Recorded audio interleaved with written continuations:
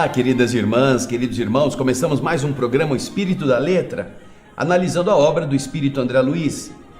Hoje vamos chegar no último capítulo da primeira parte deste maravilhoso livro. Nós vamos começar hoje o primeiro programa do capítulo 20º, cujo título é Corpo Espiritual e Religiões. Como sempre, nós vamos começar a leitura daquele resumo que eu faço antes de cada subtítulo ser lido no seu original. Então, acompanhe comigo o slide do resumo. Vamos lá. O primeiro subtítulo do capítulo Corpo Espiritual e Religiões é esse que você está vendo aí. Responsabilidade e consciência. André Luiz nos explica que com o desenvolvimento da responsabilidade no espírito humano, sua consciência se iluminou, assumindo a condição divina da razão. O homem compreende a grandeza do universo e a sua origem divina. Já não se entrega somente à busca da sobrevivência, mas sente estímulos interiores irresistíveis que lhe marcam o caráter e o moral, ampliando-lhe a intuição e apurando-se a afetividade na direção do amor pleno, capaz da completa renúncia. O homem pode, à medida em que descobre esse amor pleno, ele pode colocar-se numa condição em que ele renuncia até mesmo à sua própria vida, para dedicar-se à vida daquele que ele ama. Então veja só que evolução maravilhosa, né? A responsabilidade, a consciência, a razão, o sentimento e, por fim, a renúncia. Continuará André Luiz, nesse meu resumo, explicando-nos o seguinte. Até o Paleolítico, aquela época em que o homem atingiu pela primeira vez o sentido pleno da razão, até o Paleolítico, ele foi guiado e estimulado pelas inteligências superiores na evolução dos corpos físico e espiritual. Naquele período, no Paleolítico, os desafios das forças da natureza eram ferramentas para empurrar a alma na solidificação de características individuais e coletivas nas espécies e nas raças. A natureza produziu os desafios pelos quais o raciocínio foi se desenvolvendo até atingir a plenitude. Então, até o Paleolítico, os espíritos estavam tomando conta. Do Paleolítico para frente, quando o homem atingiu o raciocínio, a própria natureza vai fazendo com que ele agora se exercite e ele amadureça. Então agora, depois que nós pudermos meditar a respeito do conteúdo principal, vamos ver o que o André Luiz escreveu mesmo no original do livro, do capítulo 20º. Vamos ao slide. Corpo Espiritual e Religiões. O subtítulo é Responsabilidade e Consciência. André Luiz nos diz o seguinte: à medida que a responsabilidade se lhe apossou do espírito, iluminou-se a consciência do homem. A centelha da razão convertera-se em chama divina. A inteligência humana entendeu a grandeza do universo e compreendeu a própria humildade, reconhecendo em suas entranhas a ideia indispensável de Deus. Conduzindo-se então de modo racional, experimentou profundas transformações.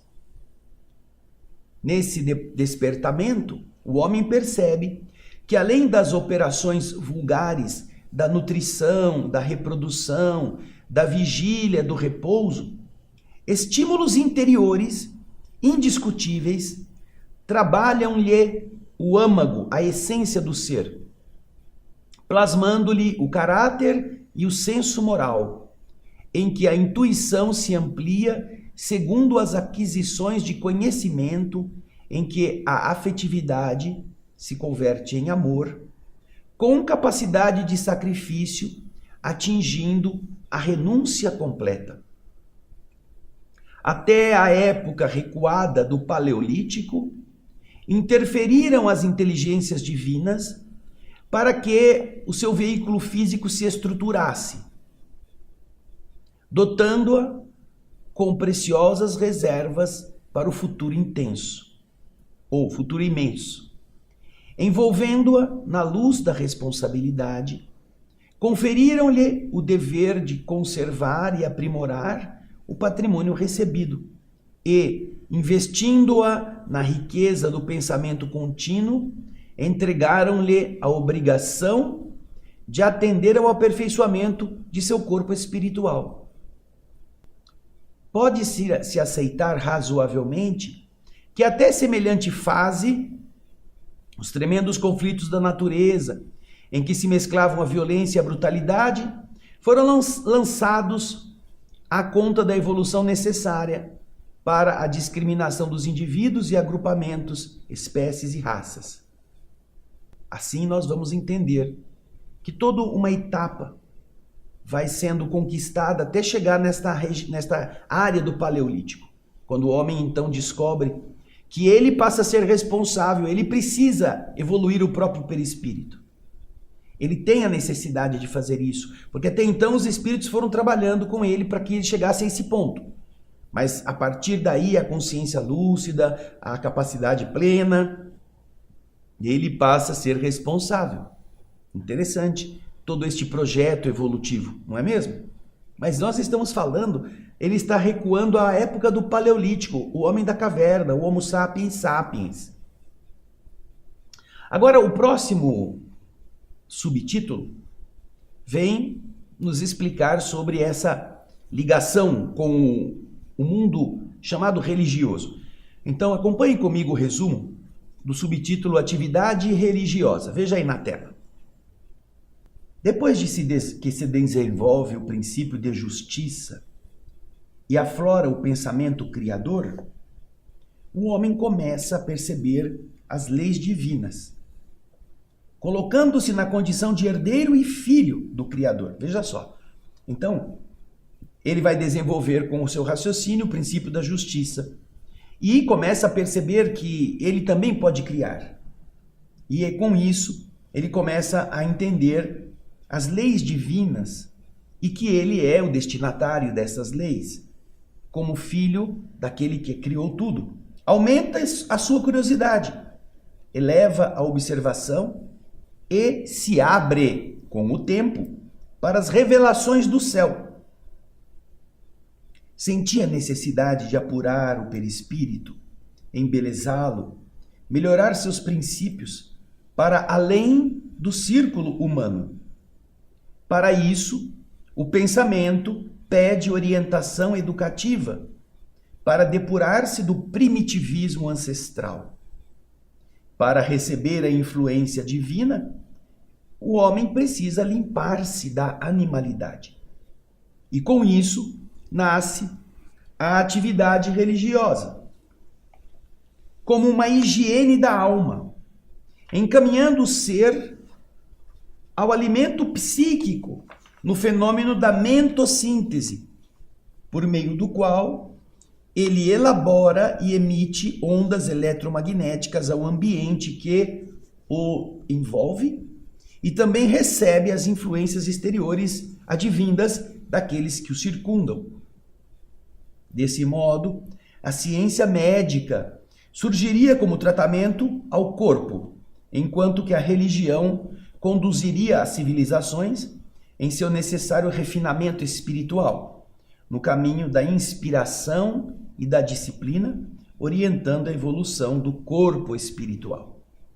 Então, vamos percebendo que o homem começa, à medida em que ele desenvolve o raciocínio, ele começa a se sentir inclinado a buscar superioridade, a buscar elevação, a melhorar-se, a querer buscar informações acerca de coisas que ele até então não tinha notado e que agora ele começa a combinar, a perceber, a extrair conclusões. E uma delas é a sua dependência das forças cósmicas, de alguma coisa muito mais poderosa do que ele. Você imagina o homem no Paleolítico? Hoje, atualmente, quando uma tempestade, o céu fica escuro, trovões, relâmpagos, e você mora numa casa de concreto, tijolo, você tem vidros, janelas, você fica lá dentro e se assusta com o barulho do trovão, com a ventania, com o uivar das frestas da porta, da parede, da janela. Você fica agoniado, dá um raio, você parece que o raio caiu em você, de medo que você fica. Agora, você já imaginou um homem sem conhecimento, sem experiência, enfiado dentro de uma caverna, ali, escura, protegida apenas pelo calor do fogo, e lá fora, os elementos em uma revolução, raios, trovões, em uma época muito mais ríspida do que a atual, de milhares de anos atrás, com uma atmosfera ainda mais revolta, mais violenta. Você já imaginou como o indivíduo se sentiria apequenado diante de apenas uma tempestade, uma chuva? E como ele se sentiria feliz quando tudo passasse? Quando já não houvesse mais o céu escuro, aquelas nuvens borrascosas, aqueles raios, aqueles coriscos cortando, caindo sobre árvores, incendiando troncos. Nossa, que terror para o homem das cavernas. Que força é esta? Quem será que é dono desse poderio? Isso faz o homem se voltar para esse questionamento, já que ele não tem nenhum entendimento a respeito de leis, e aí sua inteligência começa a buscar, avançando no processo evolutivo.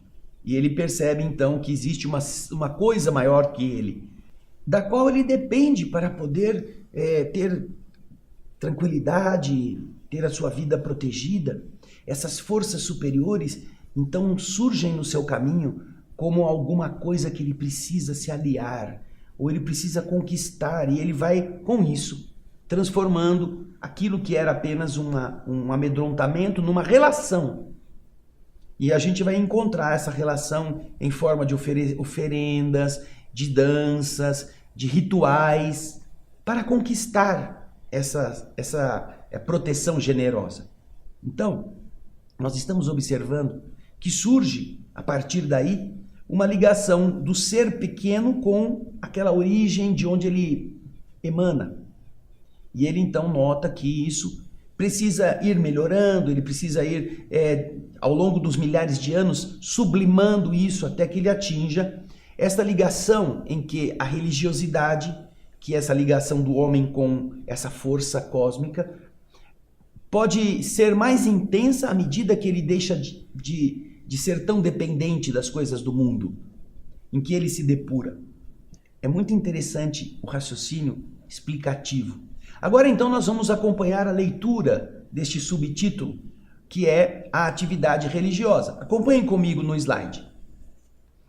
Estabelecido, porém, o princípio de justiça, e aflorando a mentação, que é o pensamento, a produção do pensamento, que não para mais, porque agora é o pensamento completo, contínuo, aflorando então a mentação incessante, o homem começou a examinar em si mesmo o efeito das próprias ações, de modo a crescer conscientemente para a sua destinação de filho de Deus, herdeiro e colaborador de sua obra divina. Estimula-se-lhe, então, a curiosidade construtiva. Faminto de elucidações adequadas quanto ao seu próprio caminho, ergue as antenas mentais para as estrelas, recolhendo os valores do espírito que lhe consolidam o patrimônio de revelações do céu através dos tempos. Era necessário satisfazer a essa depuração do seu veículo sutil do perispírito, na essência íntima, assegurar-lhe o transformismo da alma, o transformismo anímico, revesti-lo de luminosidade e beleza e apurar-lhe os princípios para que, além do estreito círculo humano, ele pudesse retratar a glória dos planos superiores. O perispírito também fosse um espelho das forças cósmicas superiores ao ambiente físico. Para fazer isso, O pensamento do ser humano precisa de orientação educativa, de modo a livrar-se, a despojar-se da espessa sedimentação do acúmulo de animalidade que até então tomava conta dos seus impulsos.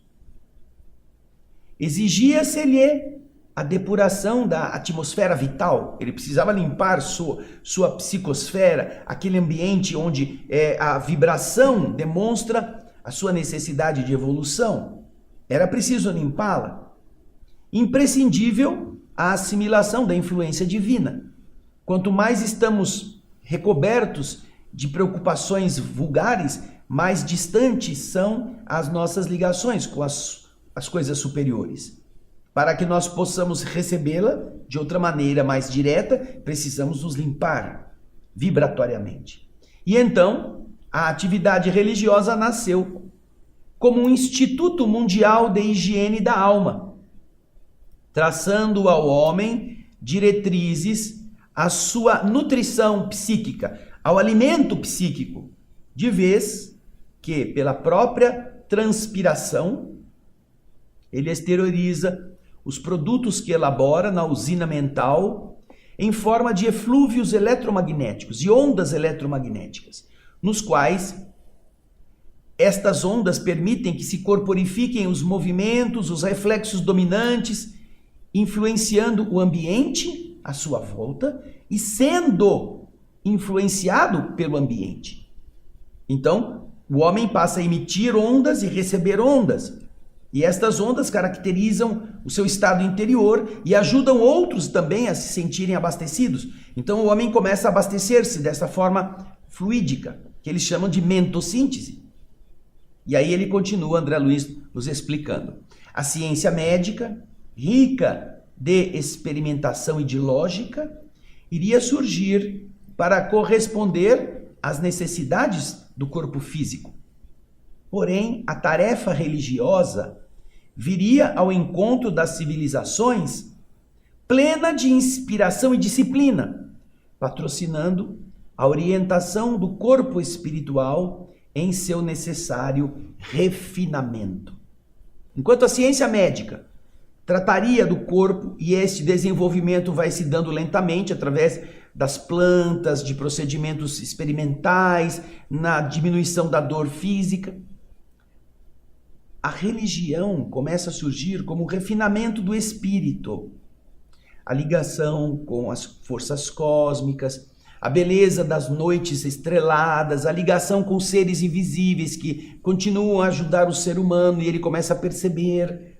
Tudo isso vai fazendo com que ele comece a buscar, ele quer saber como funciona, ele deseja. Você já pensou uma coisa que interessante? Os grandes conquistadores de terrenos virgens, quando descobriam uma tribo de índios, um agrupamento primitivo no meio da floresta, encontravam não apenas um chefe, que era responsável, era o líder guerreiro, o que mandava para organizar a vida naquele ambiente, mas encontravam também um pajé, que era alguém que tinha ligação com as forças da natureza, que sabia que planta fazia bem para qual problema, que fazia bênçãos para afastar maus espíritos na floresta. Imagina isto. Nós não estamos falando de centro espírita no núcleo civilizado. Estamos falando de um ambiente primitivo onde a intuição já desenvolvida permitia que o homem daquele período pudesse estar em contato com forças que os outros ainda não tinham percebido, mas que nele já havia a antena ligada com a parte espiritual da vida. Por isso que nós encontraremos em muitos desses grupamentos o seu chefe e o pajé, que também era um chefe. Era um chefe espiritual. E quando se preparava alguma atividade daquela tribo para alguma viagem, alguma conquista, alguma luta, era com o pajé que eles obtinham a inspiração para saber se era a hora de fazer, se podia fazer, se era bom esperar. E isto, nós estamos falando de grupos civilizatórios sem cultura escolar, sem faculdade, sem colégio, analfabetos, todos eles, porém, vivenciando essa dupla realidade, a realidade do corpo e a realidade da alma, sentindo a sua integração com a natureza, falando com espíritos, fazendo oferendas para que eles possam lhe dar respostas. É a explicação que estamos vendo aqui no Espírito André Luiz. É claro que com o passar dos anos ou dos séculos, ou mesmo dos milênios, estas questões vão ganhando mais refinamento, mais sutileza, o ensinamento vai permitindo que o homem aprenda a ler e escrever, descubra a cultura e vá dando outra maquiagem a esse processo, uma outra forma de se entrelaçar com a divindade. Surgem lá no passado os profetas, os que falam do que vai acontecer, os que ensinam os ensinamentos ocultos. Vamos encontrar isso na Babilônia, nos caldeus, nos sumérios, religiosidade dos egípcios, os contatos com os seres que estavam no mundo invisível, os gregos, os mitos, tudo aquilo que nós vamos encontrar em forma de lendas, na verdade representam relações do encarnado com as suas divindades invisíveis. Veja como isso nunca abandonou o ser humano. E ele vai tornando cada vez mais sutil, mais profunda essa relação. É o que André Luiz nos está explicando. Agora vamos para o próximo subtítulo. Enxerto revitalizador. Enxerto. Geralmente quando você precisa produzir uma planta especial, com outras características, você pega um pequeno galinho, vai lá no tronco de uma árvore mais robusta, ou da mesma espécie, ou de uma espécie semelhante, familiar, faz um buraquinho e espeta aquele galinho, e aquele galinho começa a nascer enxertado naquele outro tronco, que vai lhe dar mais seiva e vai lhe dar uma produtividade maior. É um enxerto. Os homens fazem isso. Por exemplo, quem cuida de parreira, quem gosta de videira, sabe que determinado tipo de uva precisa ser enxertada naquilo que eles chamam de um cavalo específico. Não pode ser pegar uma sementinha daquela planta que você chupou e gostou e pôr na terra. Ela nasce, ela até cresce e produz, mas ela vai ter uma vitalidade diferente se ela for enxertada em um tipo de tronco que está próprio para isto. Já fizeram essas experiências. A mesma coisa com limão, com limoeiros, com outras plantas. Então, quando você faz essa mistura, que é esse enxerto, você vai propiciar que aquilo que agora ia produzir razoavelmente produza muito mais, caso esteja enxertado num tronco que não é o dela original, mas que vai lhe propiciar vigor. Então, enxerto revitalizador. Vamos ver o que significa isso? Vamos lá no nosso resumo? Acompanha aí. Para diminuir suas angústias e dificuldades, a espiritualidade superior trouxe o auxílio, a ajuda de espíritos mais ilustrados. Veja só a expressão que ele usa. Espíritos ilustrados. Espíritos que tinham mais conhecimentos, mais culturas, que já tinham andado na aquisição de intelecto mais adiante do que o homem primitivo. Então estes seres são trazidos para a Terra, nesse enxerto. Mas eles são trazidos de onde? Acompanha aí. A espiritualidade superior trouxe o auxílio de espíritos mais ilustrados, porém decaídos de outro sistema cósmico. Eles foram expulsos de outro mundo, porque lá eles não estavam adequadamente integrados moralmente, eles eram problemas lá. Porém, eles já tinham conhecimentos vastos, então eles foram retirados de lá e colocados aqui, instalando-os no tronco genealógico das tribos terrestres, com o objetivo de revitalizar essas tribos. Ao mesmo tempo em que, para os decaídos, isso representava amarga penitência e sofrimento. Aqui nós encontramos aquilo que na Bíblia é chamado de Adão e Eva expulsos do paraíso. Seres que tinham a plena capacidade já desenvolvida naquele ambiente paradisíaco, mas que não obedeciam a determinadas regras simples, básicas. Não coma disto, o resto você pode fazer tudo. E é justamente aquilo que não podiam fazer que eles foram fazer. Então isso demonstra o quê? Demonstra falta de obediência, resignação, arrogância, orgulho. E com isso, eles não podem ficar no jardim do Éden. Eles então são retirados e expulsos do paraíso e atirados numa terra onde eles terão que colher o pão de cada dia com o suor do rosto. É exatamente o que André Luiz está dizendo. Grupos espirituais que não estavam mais adequados a viverem num ambiente melhor, no paraíso, num planeta, que são retirados de lá e trazidos para cá. E aqui eles têm que se submeter a uma disciplina muito diferente daquela onde eles estavam. Eles têm que trabalhar, porque é um ambiente que não lhe dá facilidade, eles têm que comer, para comer eles têm que plantar, a mulher tem que parir sentindo dor, aquela coisa toda, e eles têm que se adaptar ao tipo primitivo dos seres que estão aqui. Se você quer mais informações sobre esse detalhe, procure o livro A Caminho da Luz. Nós já fizemos este livro no programa Alegria de Viver, que eu e a minha esposa Solange fazemos na TV Mundo Maior, na Rádio Boa Nova. Nós já lemos o livro A Caminho da Luz todinho. É um livro de Emmanuel, através da mediunidade de Francisco Cândido Xavier. E lá Emmanuel nos explica exatamente essa transmigração, essa vinda desses espíritos ainda impuros, ainda cheios de problemas, porém muito cultos, já com uma tecnologia guardada na sua consciência, e a sua chegada à Terra, dividido em 4 grandes grupos, como Emmanuel nos explica, para que com o contato deles com os seres primitivos, esse enxerto favorecesse a que a evolução dos primitivos fosse mais rápida. É muito bonito isso no universo. Nada se perde.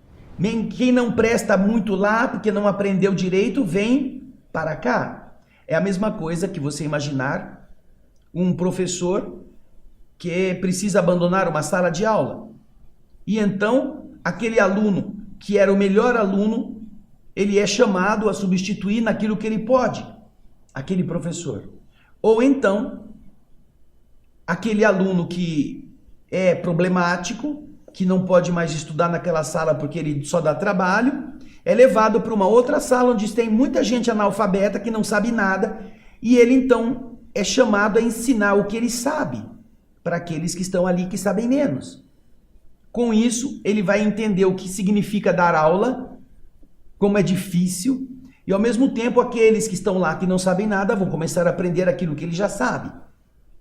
E isso pode ajudar aos dois. Ajudar ao aluno que vai aprender coisas que ele não sabia e ajudar ao mau aluno que agora tem que dar aula para ele perceber, puxa vida, como eu atrapalhava o professor, eu não sabia que era tão difícil assim ensinar. Quando ele voltar para a sua classe antiga, ele vai ser um melhor aluno, porque ele vai saber quanto custa ensinar. Veja que bonito isso. Agora vamos continuar na leitura do resumo. Surge a raça adâmica, agregando ao homem noções mais elevadas sobre Deus e sobre a vida. Povos primitivos, atraídos por suas similitudes, adotaram estranhas formas de fé para representarem sua ligação com o plano invisível, como, por exemplo, sacrifícios humanos. Os espíritos exilados, por sua vez, muitas vezes revoltados e endurecidos pela perda das facilidades do outro mundo, não é? Promoviam nas tabas selvagens cultos sanguinários, desvairando-se em espetáculos cruéis em nome dos deuses inferiores que cultivavam no seio da coletividade. No meio deles, porém, havia aqueles que buscavam superar o sofrimento através de um sincero arrependimento das culpas contraídas no planeta de origem. E, apesar das dificuldades no processo da recuperação, passaram a formar núcleos isolados para o cultivo de meditações superiores, visando elevarem-se para merecer retornar ao mundo de onde foram exilados. Então a gente observa que com a chegada destes seres, nós temos duas coisas. Primeiro, eles trazendo aos seres uma relação diferente com as divindades, com as forças do mundo espiritual, além de um impulso tecnológico para o avanço mais rápido. E, naturalmente, isso gerou uma série de atitudes um pouco diferentes, como sacrifícios humanos para aplacar a ira de Deus, para atrair favores, sacrifícios de crianças, de virgens queimadas. Todos estes eram rituais com a finalidade de manter uma ligação com uma força superior que, na visão destes seres, poderia dar favores àqueles que melhor os homenageassem. E, naturalmente, quando estes espíritos vindos de outro mundo, chegando aqui, tendo que se relacionar com uma instituição ainda tão primitiva como era a Terra, tendo que viver com seres ainda tão pouco desenvolvidos como eram os humanos primitivos, de onde vem inclusive aquela história de que o homem é decorrência, é oriundo do macaco, porque os seres inteligentes que chegaram tinham que se relacionar com seres tão primitivos, que ainda estavam em corpos ainda tão toscos, que se sentiam como que voltando à selva e tendo que se relacionar com os símios, com os gorilas, os orangotangos, quando na verdade não eram. Então vem essa lenda que o homem veio do macaco, quando de verdade ela não representa a essência evolutiva, mas ela quer traduzir essa discrepância entre as evoluções dos dois grupos civilizatórios, o que vinha e o que já estava aqui primitivo. Então você observa que todos eles, quando chegam, às vezes, alguns deles se revoltam. E eles querem então exercer um poder, exercer uma tirania, fazer rituais sanguinários, porque eles se sentem superiores aos seres primitivos que ficam obedecendo tudo que eles mandam. Porém, no meio deles tinha alguns, e aqui nós vamos ver o que Emmanuel vai falar lá no livro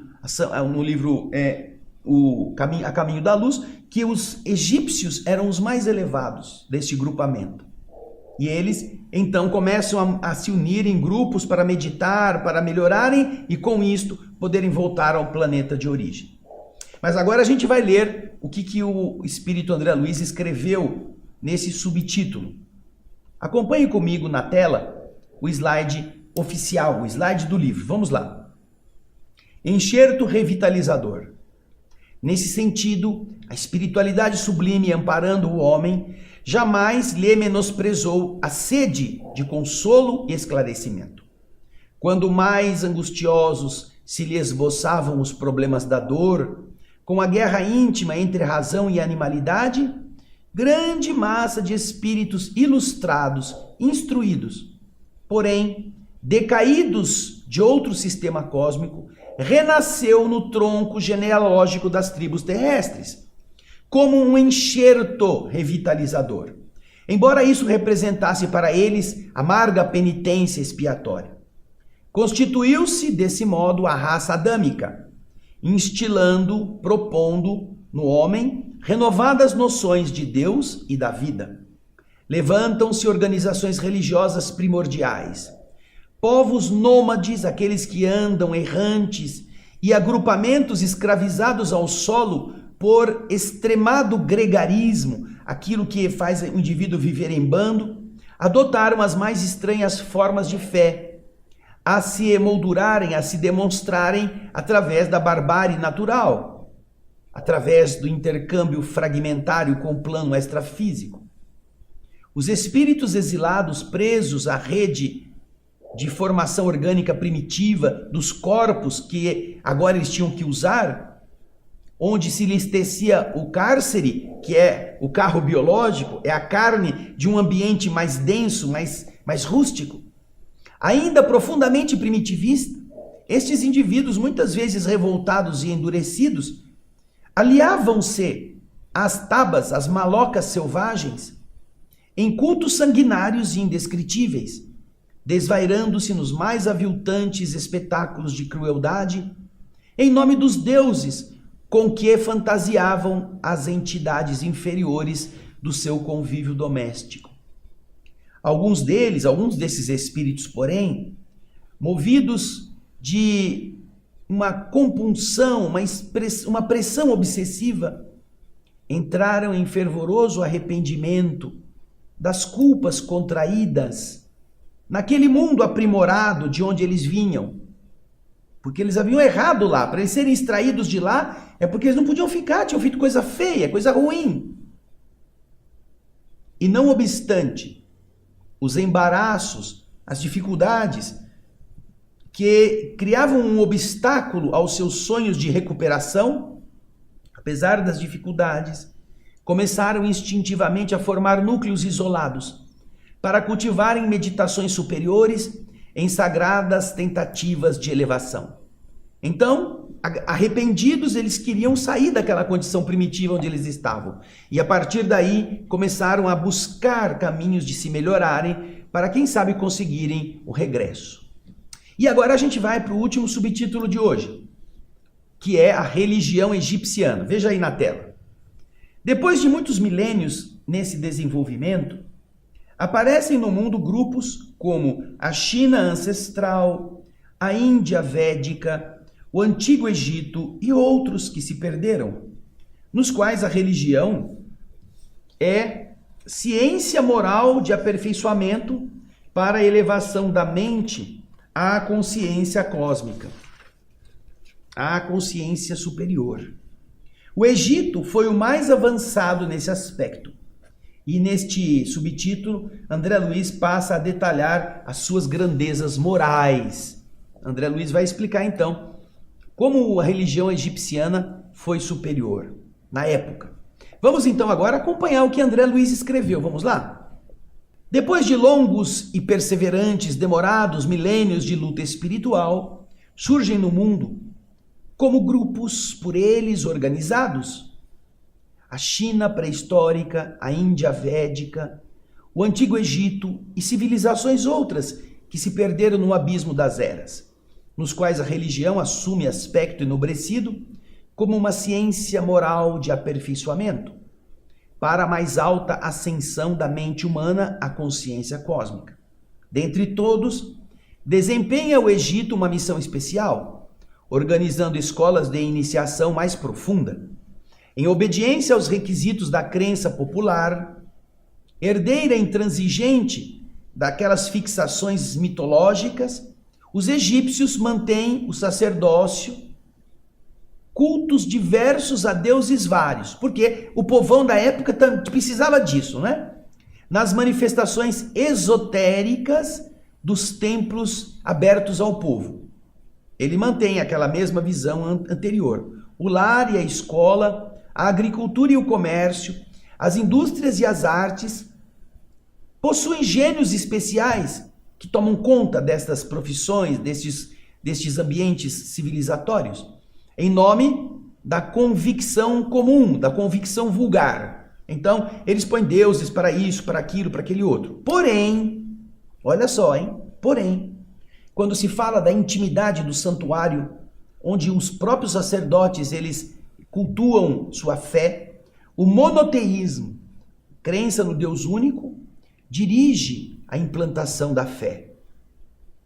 A unidade de Deus é o alicerce de toda a religião egipciana, em sua feição superior. Para ela, os atributos divinos são a vontade sábia e poderosa, a liberdade, a grandeza, a magnanimidade incansável, o amor infinito e a imortalidade. Em síntese, acredita que Deus plasmou os seus próprios membros, que são os deuses conhecidos. Cada um desses deuses secundários pode ser tomado como sendo análogo ao Deus único, e cada um deles pode formar um tipo novo, do qual se irradiam por sua vez, e pelo mesmo processo, outros tipos de deuses inferiores. Claro está que essa argumentação teológica, distanciada de mais altos roteiros da evolução, imaginava erroneamente potências espirituais centralizadas no Criador excelso, no Criador sublime, quando só Deus tem a faculdade de verdadeiramente criar. Porém, o conceito que os egípcios já apresentavam expressa em sentido amplo a solidariedade constante e inevitável que existe em todas as vidas de que se constitui a família do Supremo Senhor em todo o universo. Sendo que os deuses se sucedem uns dos outros, mas todos se reportam ao Deus original, esta visão dos egípcios era inovadora para a solidariedade de todos os seres. Porém, ela era vivida somente nos santuários. Ela não podia ser falada ao público, porque o povo vinha de toda aquela história de acreditar em várias forças, em vários deuses, e eles cultuavam isto. Porém, já tinha aí nos egípcios o berço deste conceito espiritual elevado que seria desenvolvido no passar dos séculos. Nós vamos ficar por aqui hoje. Obrigado pela sua audiência, pelo seu carinho. Obrigado por você estar acompanhando os capítulos anteriores, por você nos escrever, falando que está sendo mais fácil compreender com o resumo e percebendo que não tem um mistério intransponível. Não. Se nós prestarmos atenção, tudo aquilo que André Luiz está escrevendo é um alimento para o nosso pensar, para o nosso amadurecer e para a compreensão de que não estamos falando de uma religiãozinha que fica achando fumaça como se fosse um espírito. Não. Há bases científicas, explicações que poderão enriquecer o nosso modo de entender as coisas de Deus. Obrigado pelo seu carinho, pela sua audiência. No próximo programa nós vamos terminar o capítulo 20. Mas já vai lendo, hein? Não fica esperando eu, não. Vai já para frente. Esperamos que no próximo dia em que viermos aqui, você já tenha entendido o conceito principal e aí vai ficar mais fácil para você mesmo. Um grande abraço, muito obrigado pela sua audiência. Até o próximo, o Espírito da Letra e muita paz.